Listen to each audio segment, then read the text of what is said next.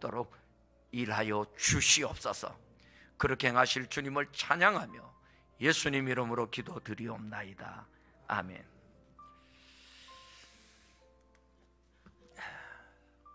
우리를 사랑하시는 하나님은 그 사랑의 범위가, 그 사랑의 넓이가, 그 사랑의 깊이가, 그 사랑의 높이가 우리로서는 측량할 수 없습니다. 그러나 우리에게 말씀하십니다. 주님을 향한 우리의 믿음이 주님의 사랑을 향하여 그 넓이와 깊이와 높이와 길이를 이룰 수 있도록 커져가라, 자라가라라고 부탁하고 있습니다. 오래전에 우리 성기재 장로님이 그 청소년부 부장으로 계실 때에 여름 수련회를 다녀오셔서 아이들을 이제 집으로 돌려보내며 기도하고 난 후에 이런 아이들에게 당부를 합니다. 이제 집에 돌아가면 은혜를 받은 너희들에게 꼭 시험이 따른다. 시험이 있을 거다. 그 시험을 잘 지혜롭게 이겨야 된다라고 하며 부탁하고 보낸 그런 오래전의 일이지만 기억이 났습니다. 여러분, 좋은 일이 있으면 좋은 일로 마냥 기뻐할 때에, 그러나 기뻐만 하는 것도 문제가 되지는 않습니다만 기뻐하면서도 깨어 있어야 합니다. 오늘 본문을 보면 예수님이 성령님과 함께 나가십니다. 그런데 시험을 받으러 나갔다라는 것은 그 결론적 이야기입니다. 마귀가 살그머니 따라 붙었다는 이야기죠. 그리고 그곳에서 예수님을 시험할 기회를 찾고 있었다는 겁니다. 예수님은 금식하러 성령님과 함께 광야로 가십니다. 금식하시면서 여러 가지 방해를 받지 않고 또 금식하면서 그 주님 앞에 전적으로 온전하게 하나님 앞에, 하나님 아버지 앞에 전적으로 의탁하고 금식하고 싶어서 광야로 나가신 것이죠. 지금은 은퇴하시고 사역을 하시지 않습니다만 감리교회 전가화 목사님이라는 분이 계셨습니다. 한때 한국의 성령 운동을 이끄셨던 아주 훌륭하신 목사님이셨는데, 이분이 이런 간증을 했습니다. 성지순례를 가서 시내산을 올랐는데 이왕에 꼭대기에 올라갔었으니까 모세가 하나님 앞에서 기도하며 말씀 받던 그 자리를 찾고 싶었다는 거예요. 이왕이면 거기에서 기도하고 싶었다라는 겁니다. 이왕이면 내가 이 시내산 꼭대기에 올라왔는데 모세가 하나님 앞에 엎드려 말씀을 받고 계시를 받고 그리고 기도하던 그 장소, 이왕이면 거기에 앉아서 봤으면 좋겠다. 그래서 여러 장소를 찾았습니다. 평평한 이 자리였겠지. 아무래도 40일 동안이었으니까. 아니지, 이 자리였겠지. 이렇게 찾다 보니까 마지막 한 자리가 딱, 여러 군데를 다녀봤는데요, 마지막 한 자리가 딱 보이더랍니다. 그 자리가 어디였느냐 하면 졸기만 하면 바로 낭떠러지로 떨어지는 그 자리가 보이더래요. 40일 동안에 하나님 앞에 있으면서 금식하면서 있는 동안에 혹시라도 내가 안 먹었으니까 약할 거야 하고 마음 방심하면 그냥 앞으로 꼬꾸라지는 순간에 떨어져 죽는다, 정신 안 차리면 큰일 나겠다 라고 하는 이 생각이 들더랍니다. 그래서 아하, 이 자리겠다 하고 앉아서 기도했다라는 거예요. 예수님께서 이왕에 금식할 거면 그냥 예루살렘 성전에서 하거나 가버나움에서 하거나 갈릴리 집에서 하면 어땠을까요? 아이고, 얼굴 보니까 많이 상했네, 배가 많이 고프잖아 하면서 어머니나 아버지나 아니면 동생들이 미숫가리는 괜찮아, 우유는 괜찮아, 같은 물이니까, 아이고 설탕물 좀 마시면 안 될까? 주변에 사람이 있으면요 자꾸 이런 것을 권해요. 야, 이제 그만 끝내, 너무 보니까 얼굴이 상해, 그럼 쓰러져. 꼭 금식해야만이 하나님 잘 믿는 건 아니잖아. 그러기에 광야로 나가시는 주님 아니었을까요? 이런 모든 것들의 유혹을 내려놓고 오직 하나님 아버지만을 의지하기 위해서 광야로, 어쩌면 나무 그늘도 시원찮았을 수도 있겠죠. 어쩌면 먹을 것 하나 전혀 불뿌리조차도 찾을 수 없는 곳이 아니었을까요? 마실 물이 풍성하지 않는, 언제든지 힘들고 어려우면 붕덩 뛰어들 수 있는 목욕할 장소는 고사하고 마실 물조차도 쉽게 찾을 수 없는 그런 지역이 하나님을 전적으로 의지하지 않으면 안 되는 곳으로 예수님은 생각이 들지 않았을까요? 자, 이 정도로 준비했다면 성령님이 전적으로 예수님이 금식하는 동안에 불담이 되어서 그를 지키고 보호하고 그리고 지켜 마땅히 상하지도 힘들지도 않아야 할 것입니다. 금식이 끝났을 때는 더더욱 예수님을 철저하게 보호하면서 신령한 만나로서 만족함 누리도록 만들어야만 했었을 것입니다. 그런데 여러분, 이렇게 금식이 끝난 예수님께 줄인 그 모습 속에 사단은 와서 슬그머니 던집니다. 배고프지? 야, 너 40일 동안 그렇게 전적으로 하나님만 의지하고, 그래 결심도 좋았고 결심대로 실행도 좋았고, 그리고 결단한 그대로 끝을 맺어서 40일 금식 끝냈으니까 이제는 아버지께서 너를 책임져 주시지 않겠니? 이 수많은 돌덩어리, 떡덩어리 만들어서 먹으면 어떨까? 사단이 와서 이야기합니다. 오, 그래, 그건 뭐 내가 40일 금식한다고 그랬으니까 떡덩이 만들어서 먹는 거 그거 문제 되지 않겠지 라고 할 수도 있는 이때이죠. 그러나 문제는 누가 말했느냐라는 겁니다. 사단이었다는 것이죠. 이건 시험이었다라는 걸 예수님은 아셨습니다. 그래서 말합니다. 사람이 사는 것은 떡으로만 사는 게 아니야. 내가 광야에서 40일을 금식하면서 살 수 있었던 것도 전적으로 하나님을 신뢰했던 하나님 말씀으로 사는 그 길을 선택했기 때문에 살았고, 지금 줄이고 힘들고 힘없어 걸어가는 이 모습 같지만 여전히 내가 앞으로 가야 될 그 험난한 길도 하나님의 말씀으로 살아가는 길이야 하시면서 사단의 모든 시험을 물리칩니다. 사단이 예수님을 거룩한 성이라고 말하죠. 성전 있는 그곳, 예루살렘 성이겠죠. 그리고 성전 꼭대기에 주님을 세우셨습니다. 여러분, 왜 거기에 세웠을까요? 그곳은 그 당시에 거룩한 성을 중심으로 해서, 아니 성전을 중심으로 해서 거룩한 그 성 예루살렘을 주름 잡는 그 기득권 세력자들이 가득한 곳입니다. 제사장들이 있습니다.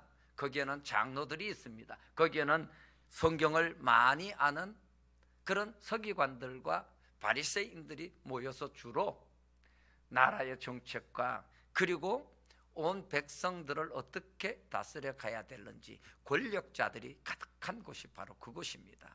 그런데 성전 중심으로 있었다는 것은 더더욱 그들은 하나님을 빙자해서 그 성전에서 모든 것들이 이루어지고 있는데 그 성을 지배하고 있었다는 것이죠. 자, 그곳에 어느 날 예수님이 성전 꼭대기에 서게 됩니다. 그리고 사단이 말을 하죠. 여기서 뛰어내려라. 너가 하나님 아들 아니냐? 그러면 하나님께서는 네가 뛰어내리는 순간 그의 사자들을 보내어, 천사들을 보내어서 내 발이 땅에 닿기 전에 받을 거다. 그러면 어떻게 되겠느냐라는 겁니다. 예루살렘의 사람들이 그렇지 않아도 메시아를 기다리고 있는데 모든 이들이 눈이 둥그러져서 왔다, 메시아가 된다는 거예요. 봤다, 왔다라는 거죠. 누가? 우리를 구원할 메시아가. 그러면서 한순간에 그 기득권자를 잡고 너의 사역을 마음껏 펼쳐나갈 것 아니냐라는 시험이었습니다. 이때 주님이 사단을 향하여 말합니다. 야, 하나님은 믿음의 대상이지 시험의 대상이 아니야. 믿으면 됐지 뭘 확인하려고 해. 주님, 나를 정말 사랑하세요. 그럼 내가요, 오늘 여기에 500원 투자해서 복권을 살 테니까 이 복권 1등은 말고요, 2등도 말고요, 한 3등쯤 해서 그냥 한 1,000만 원 조금 넘으니까 그건 내가 교회를 위하여 헌금하겠습니다. 적어도 억대면 헌금하기는 어려우니까 11조는 할지 몰라도 헌금 다 하기는 어렵잖아요. 그러니까 3등쯤 해야 아낌없이 할 수 있을 거라는 거죠. 이렇게 하나님 앞에, 하나님 정말 내가 하나님의 진실한 성도인 것 아시잖아요. 그러니 이거 한 방 좀 허락해 주시면 안 될까요? 2001년도에 성전 지을 때 우리 미랄교회, 여러분들 뭐 그렇게 마음 부담 갖지 마십시오. 어디에 막 투자를 해가지고요, 대박 나면 교회 건축 헌금한대요. 이런 교인들이 막 생겼어요. 그래서 제가 그랬죠. 그 투자가 엄청난 돈을 헌금하려고 하지 말고 그 500원 헌금하세요. 그 500원을 그냥 건축 헌금으로 하시면 하나님이 기뻐 받으십니다.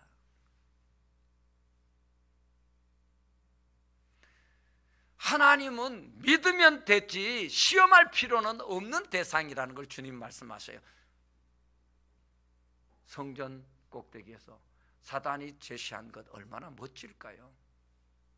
야, 시작할 때부터 그냥 찌질이들, 저 갈릴리에 그 찌질이들 자꾸 데리러 가려고 그러는데 가지 말고 그냥 기득권자들과 딱 결탁해서 그들의 리더가 되어가지고 그들의 지도자가 되어가지고 하면 훨씬 쉽게 사역이 이루어진다 라는 시험이었죠.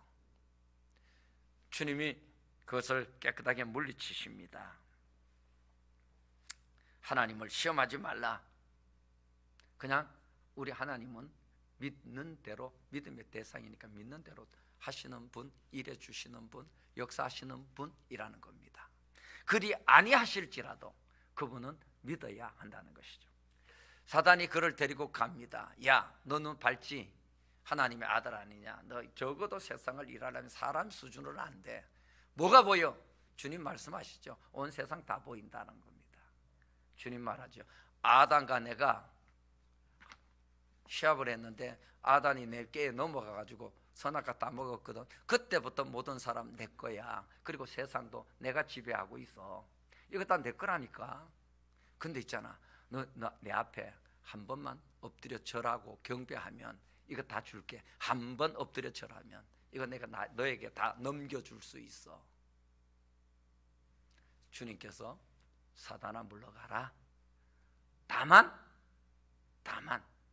다만이라는 말이 히브리어에서, 헬라어에서는 홀로라는 뜻입니다. 하나님 홀로 영광 받으실 분이니까 그분께만 경배해라.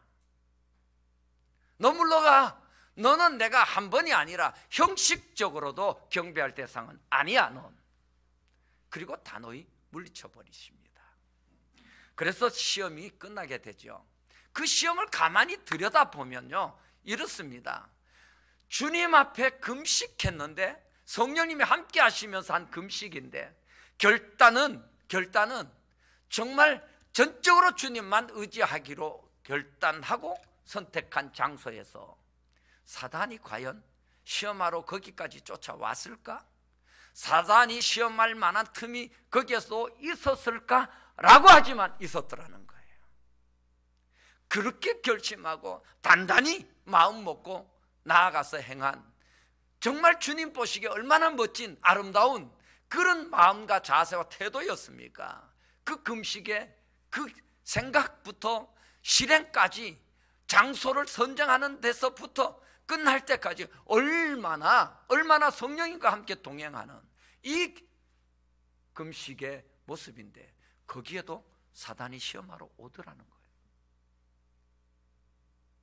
그렇잖아요. 큰 일을, 온 세상을 구원하기 위해서 먼저 이스라엘의 구원이 일어나야 되는데 사단이 말하죠. 너 이스라엘의 잃어버린 자를 찾으러 왔다며? 그렇다면 여기 이 성전에서부터 시작하는 게 효과적이지 않겠어? 능률적이지 않겠느냐라는 것이죠. 그러면서 여기에서부터 깜짝 놀라게 만들어라. 저들부터 너를 따르게 만들어라. 그러면 사역은 쉽다. 너의 모든 사명은 술술 풀려나갈 거다. 저들이 협조해야지. 내가 아무리 생각해봐도요, 그때 주님이 그렇게 했어야 됐어요. 그러면 십자가에 못 박으라는 그 사람들이 그때 이미 제자가 돼가지고 십자가에 못 박으려고 하는 로마 사람들을 대적했을 텐데, 그때 그들을 편안 만들어가지고 그들이 세상에 예수 십자가에 못 박으라고 앞장섰던 무리들인 것 아시잖아요. 우리 생각에 말입니다. 그런데 주님은요, 그들을 편 만들고 싶지 않았어요. 그때 그 자리에서 그들의 그 인기를 받고 싶지 않았다는 겁니다. 하나님은 믿음의 대상이야. 하나님은 믿어야 돼 하면서 단호히 그 좋은 제안을 물리칩니다. 멋진 가장 빠른 고속도로를 포기합니다. 가장 편안한 그 방법을 포기해버립니다. 가장 효율적인 방법을 그는 버립니다. 그리고 한 번의 경배로서 그냥 세상 구원 다 이룰 수 있는 그 한 방이면 끝나는 것, 그걸 예수님은 사단의 제안에 포기해버리고 거절합니다. 그리고 십자가로 나아가셔서 고난받으시고 수치를 당하시고, 그리고 마지막은 생명도 내어놓으십니다. 기독교 신앙은 십자가 신앙입니다. 다시 말하면 고난 없는 영광을 얻으려고 하는, 수고 없이 그냥 얻어지는 것 바라는 신앙은 아니라는 겁니다. 기독교 신앙은 대가를 충분히 지불하고, 그리고 거기에 얻어지는 것은 우리의 어떠한 소원이나 우리가 바라는 그 어떠한 모양과 모습이 아닌 하나님의 은혜가 임하는 것이 기독교 신앙의 결론입니다. 내가 바라는 그것이 아니라 하나님이 주시는 은혜를 아멘으로 받는 것이라는 것이죠. 내가 어떤 수고를 했든지, 어떤 내가 큰 희생을 하고 헌신을 했든지, 그 결과에 있어서 우리가 바라는 것은 이것일 수 있으나, 그러나 아니 이것이 아니라 이것일 수도 있으나, 그것마저도 우리는 내려놓고 오직 하나님만을 바라야 한다는 것이죠. 하나님이 주실 은혜만을 아멘으로 받아야 한다는 겁니다. 그것이 십자가일지라도 말입니다. 그것이 순교일지라도 말입니다. 그런데 많은 사람들은 내가 교회를 나가면 병이 낫겠지요라고 먼저 묻습니다. 내가 예수를 잘 믿으면 우리 가정에 이 힘들고 어려운 가난이 떠나가겠지요라고 먼저 묻고 있습니다. 아니, 묻기 전에 예수 안에 있는 우리들이 먼저 그것을 제안하고 있다는 겁니다. 예수 믿어, 예수 믿어. 그러면 그 가정의 질병이 싹 떠나가? 틀린 말은 아닙니다. 그게 맞는 말입니다. 그러나 여러분 조심해야 될 것은, 거기에 듣는 자에게 사단이 끼어들고 있을 수 있다는 것 잊지 말아야 합니다. 예수님이 금식할 때 끼어들었던 사단의 같이,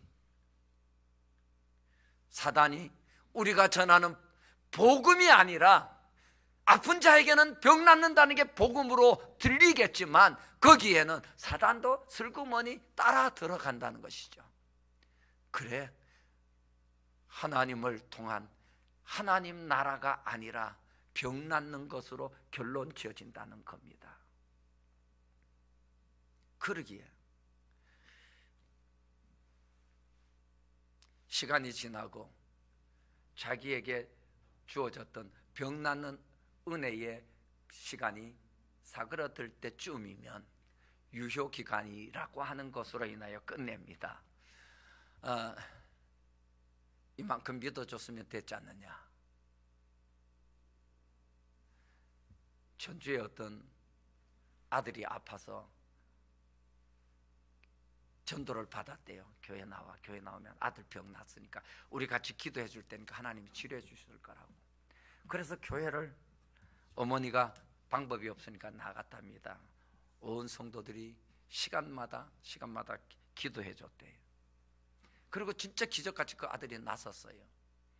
그래서 얼마나 고맙든지 열심히 교회를 출입하며 새벽 기도까지 했는데 3년 2개월 만에 교회를 끊었답니다. 그래서 왜 그러냐고 교인들이 다시 갔더니 그만큼 믿어줬으면 됐지 뭘 그러더래요. 대가 지불을 했다는 것이죠. 여러분, 복음은 유한적인 것이 아닙니다. 하나님의 은혜는 이 땅에서 사는 동안에만 누리는 그런 한계적 상황을 가지고 있는 것이 아니라는 것이죠. 주님은 우리에게 하나님 나라를 허락하시기를 원하시고 이미 허락해 놓고 우리로 하여금 침노하라고 하십니다. 대전에 목회하는 한 목사님이 있습니다. 고등학생 때에 갑자기 눈이 아파서 병원에 갔더니 실명입니다 그러더래요. 차츰 자꾸 눈이 나빠지더니 갑자기 앞이 깜깜해지더래요. 그래서 병원이란 병원 다 다녀봤는데 병원마다 이건 고칠 수 없습니다. 그래서 어머니가 이제 교회 목사님을 찾아갔대요. 하나님은 전능하시다며요. 그렇다고. 그러면 내 아들의 눈도 다시 보일 수 있게 해줄 수 있습니까?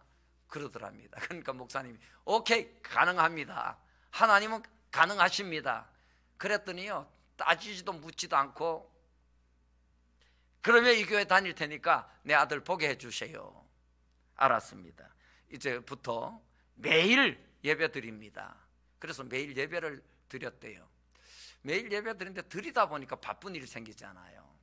어디 가기도 해야 되고. 그런데 그 어머니가 물었답니다. 목사님, 언제까지 예배 드려야 됩니까? 예배를 꽤 오래 드렸는데 오래 드리다 보니까 어디 친척 집에도 가야 되고 뭐 이렇게 가서 자고도 와야 되는데 이게 자꾸 마음에 걸려서 미루고 예배를 계속 드렸는데 이제는 더 이상 미룰 수도 없고 하는 상황이 되니까 목사님께 물었다는 거예요. 언제까지 예배 드려야 됩니까? 그러면서 이렇게 그 어머니가 지혜롭게 말했답니다. 목사님 엄청 바쁘실 텐데요, 우리 애 눈뜨게 하려고 매일같이 예배를 드려야 되는데 목사님 서울도 가셔야 되고 어디도 가셔야 되고 가셔야 되잖아요.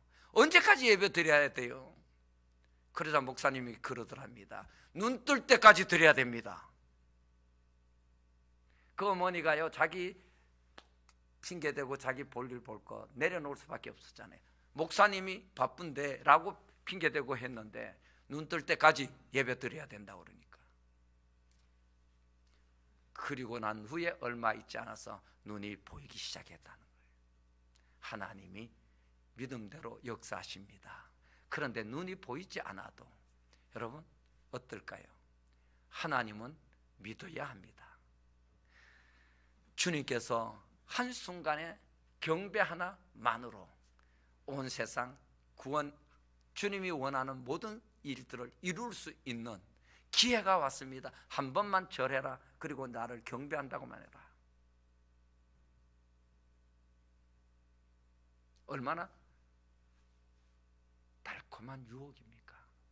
쉽게 갈 수 있는데 왜 그랬어? 쉽게 갈 수 있는데. 내 차 태워줄게. 내 차 타. 지나가는 사람이 어디까지 가세요? 그 보따리 이고 어디까지 가세요? 그 무거운 짐 들고 어디까지 가세요? 제가 태워드릴까요? 차 타면 쉽게 갈 수 있겠지요. 여러분 추운 겨울에요, 차 없이 길가에 서 있어 보세요. 지나가는 사람이 태워만 주면 얼마나 좋을까요? 그런데 지금은 사람이 무섭대잖아요. 타고 어디로 갈지 어떻게 아십니까? 그 차 탔다가 오늘 주님께 유혹하는 사단의 이야기는 주님을 향하여서가 아닌 우리를 향하여입니다. 얼마든지 쉽고 좋은 길이 있고 얼마든지 영광받을 아주 매혹적인 그런 어떤 상황들이 우리 앞에 놓여 있지만 주님은 그 시험 받을 즈음에 배고픔에도 불구하고 그리고 영광 얻을 수 있는 단 한 방에 모든 사역을 단 한 방에 쉽게 할 수 있는 이 길, 그런데 고난의 길을 주님은 포기하지 않으십니다. 그분은 이미 십자가로 나아가야 될 것을 겟세마네 동산의 기도 속에 보면 시작부터 알고 있었고 이 땅에 오실 때도 이미 그 고난의 길은 결정되어져 있었던 바꿀 수 없는 상황이라는 것을 알고 있었습니다. 그런데 사단은 말합니다. 너 그 이미 하늘에서부터 결정되어진 상황이라 할지라도 그건 어리석은 거야. 이렇게 쉬운 길, 좋은 방법 있는데 왜 꼭 그 길만 가야 되지?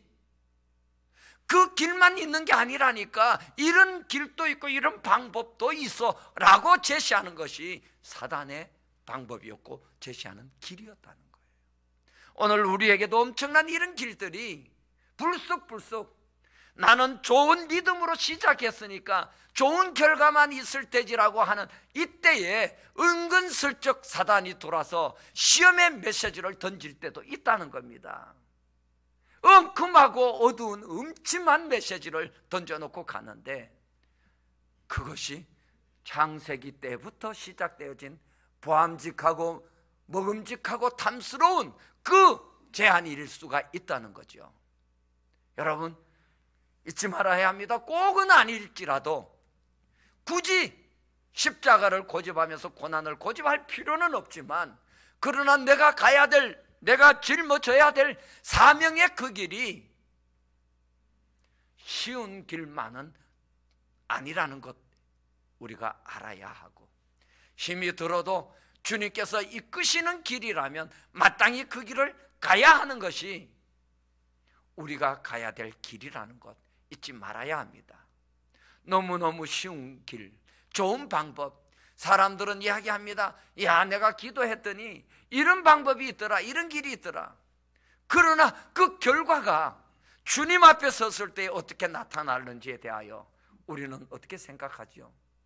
너무 단적인 요때 여기까지 그 부분적인 결과를 가지고 이야기하며 자랑할 때가 참 많지만 믿음은 주님 안에서, 주님 품 안에서, 주님 뜻 안에서 바라보고 결론을 낼 수 있어야 합니다.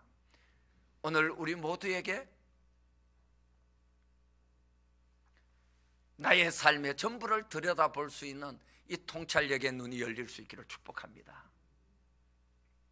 그래야만이 사단이 유혹을 해도 주님과 같이 넘어가지 않는다는 것이죠. 그런데 우리 속에는 나도 모르게 육신을 가진 자인지라 쉬운 것, 편한 것을 추구하려고 하는 우리 안에 열망들이 있습니다. 그래서 사단이 그걸 이용하는 거죠. 그걸 공격하는 거죠. 그걸 통해서 우리의 마음을 어둡게 하고 주님을 향한 뜨거운 믿음을 쉽게 만들거나 바라보고 가야 될 사명의 길을 굽게 만들려고 할 때가 있다는 겁니다. 이제 결론을 짓습니다. 쉽게 살기보다 주님이 가신 고난의 길 나도 따라가오가 돼야 합니다.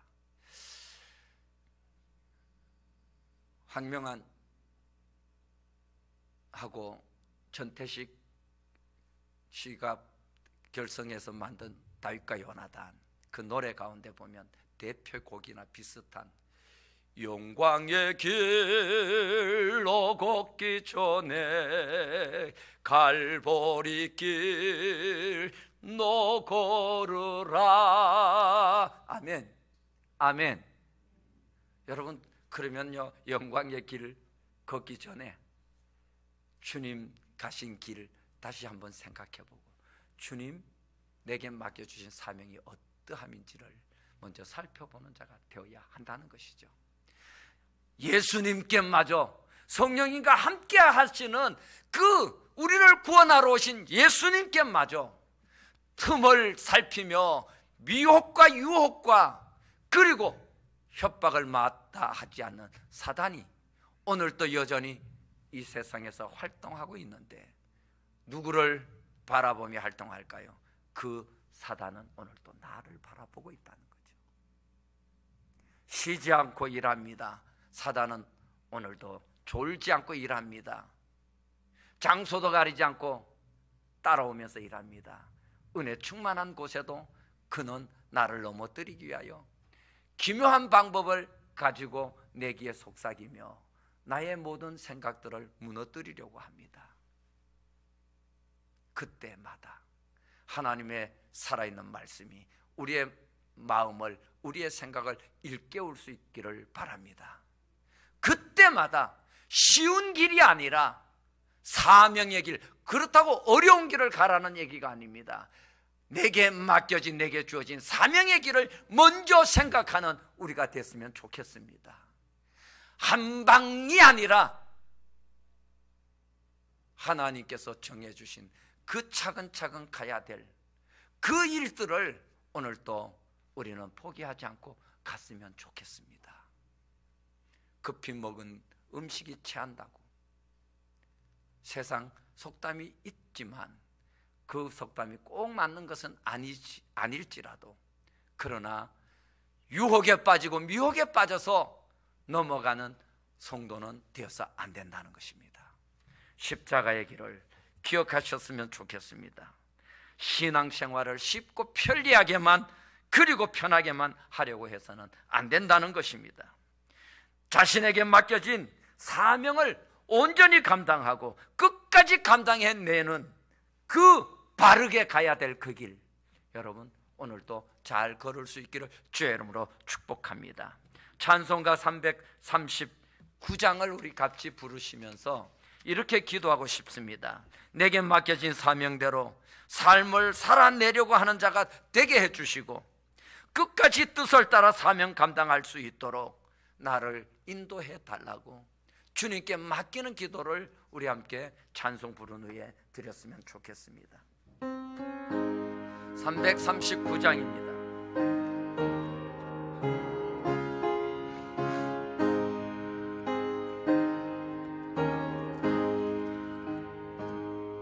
내 주님 지신 십자가 우리는 아질까? 네게 나 있는 십자가 내게 또 있도다.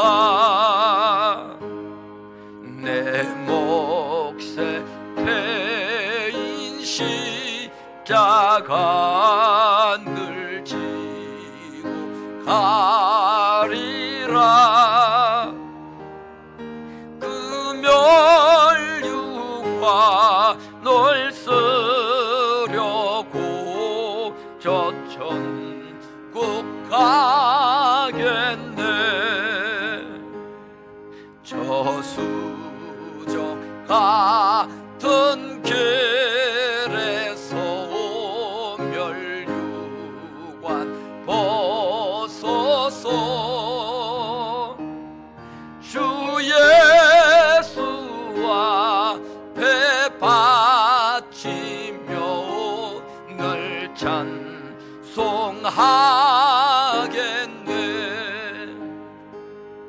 저 전사 소리 높여 손을 찬송할 때에 그 좋은 노래 곡조가 참 아름답도다.